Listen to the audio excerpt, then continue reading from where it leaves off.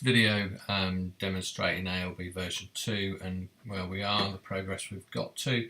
So if I open up my virtual machine, we can see we've got a virtual site now set up where I've modelled the engine outputs to reflect what goes on site. So you can see the loads are going up and down, they're not static, and they're now controlled by the PLC. So that's mapping as near as I can get to what an engine does in real life. So we can see here currently we're requesting load up across all engines because our site suction set point is not equal to the on-site suction, and we're currently stepping through the steps of the increased load. None of our engines are contributing to the process, so basically we're just stepping through without making any changes.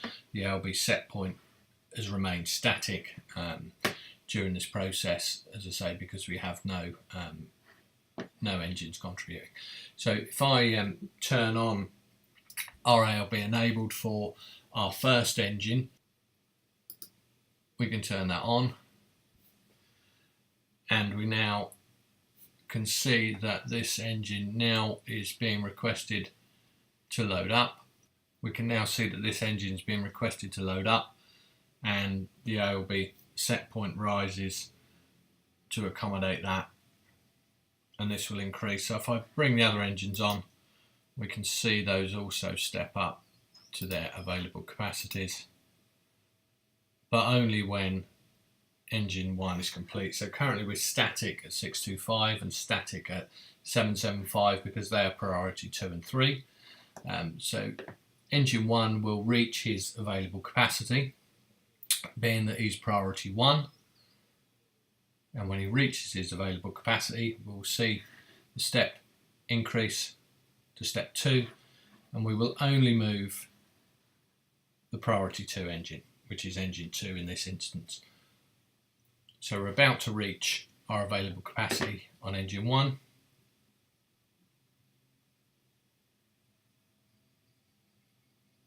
We've reached our available capacity and our output power is equal to it. Now we move on to step 2, and our priority 2 engine is currently increasing.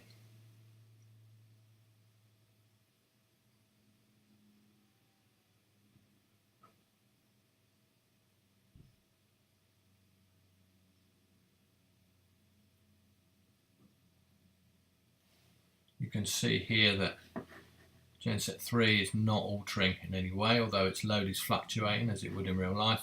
The ALB set point that we're demanding the engine to run at is remaining static.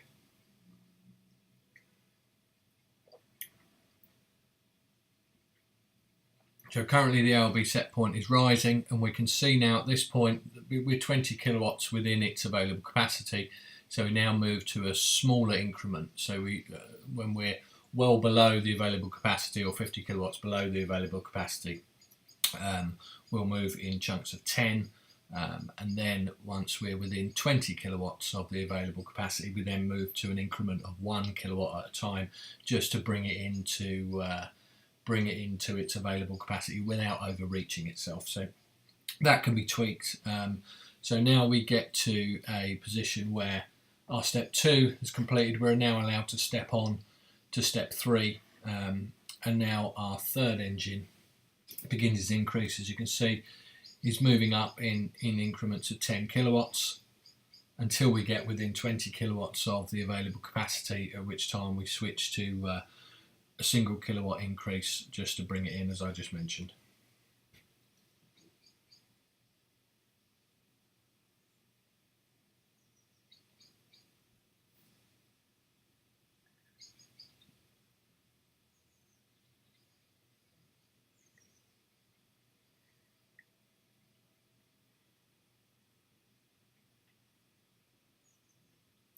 So now we're closing in on available capacity. When we get to 1065, we'll see that that step will complete, and we're there now at 1065. So now the step is complete. We go back to monitoring our priority 1 engines. and we step across then to our priority 2 engine. So we're continually stepping through the process to see that the engines have no more available capacity with which they can contribute to the system. So we now, as I say, step through that, and we'll return back to step 1. But what I'll do is I'll let it get to step 2, and then I'll change the suction value, and you'll see what will happen then.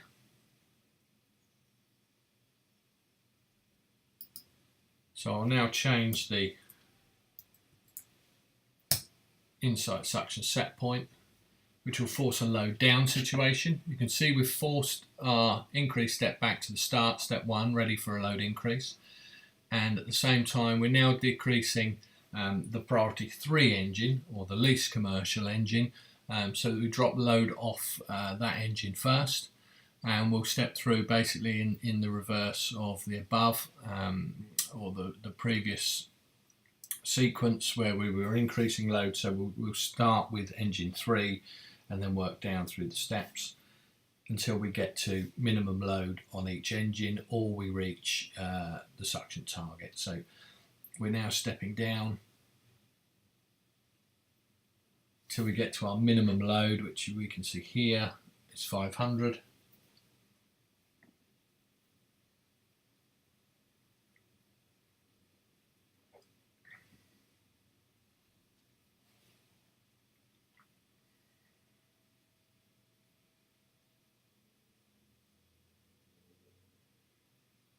And in the same way, we step down in single kilowatt increments as we get close to it.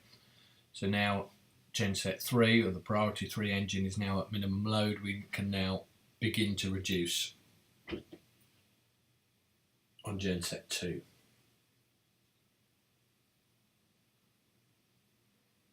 So we'll run through this process, and then I'll set 2 engines at the same priority so that we can see how that affects the system.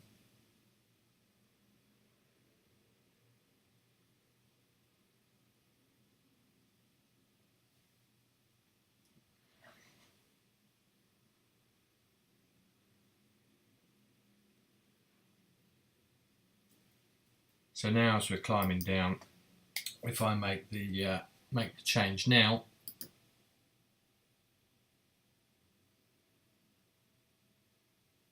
can see now that by making that change, we had no priority 2s left. So we changed to priority 1, and both engines are moving together because they're the same priority on the same step.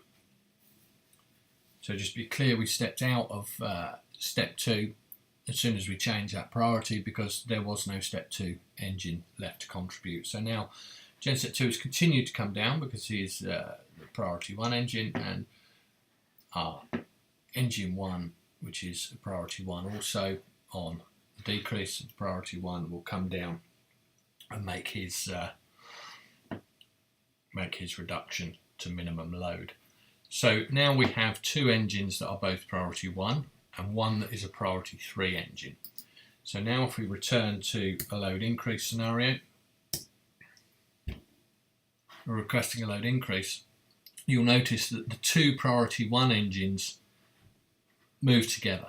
So our ALB set point is being calculated because they're both priority 1 and they are both at priority 1 increase step. The priority 3 engine does nothing.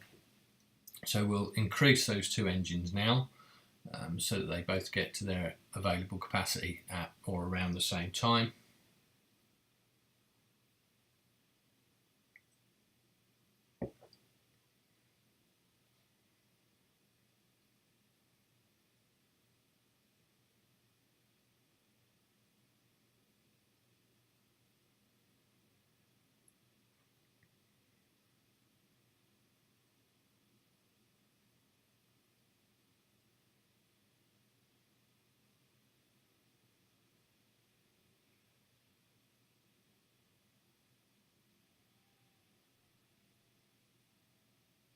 So we can now see our priority 1, engine 1 is close to reaching its available capacity, so now it stops increasing the set point that we're requesting, and the second engine is also reaching its target, which it has now.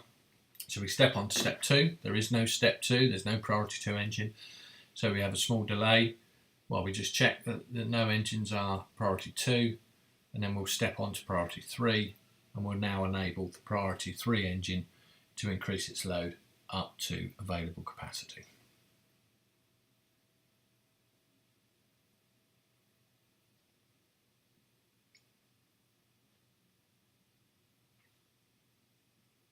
We must have remote and ALB enabled on the engine for it to contribute. If we turn off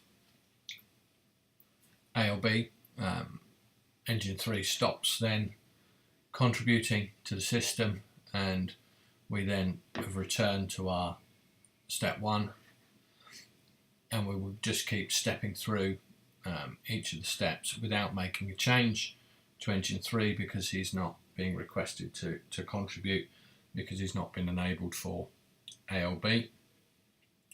So if I re-enable ALB at this point,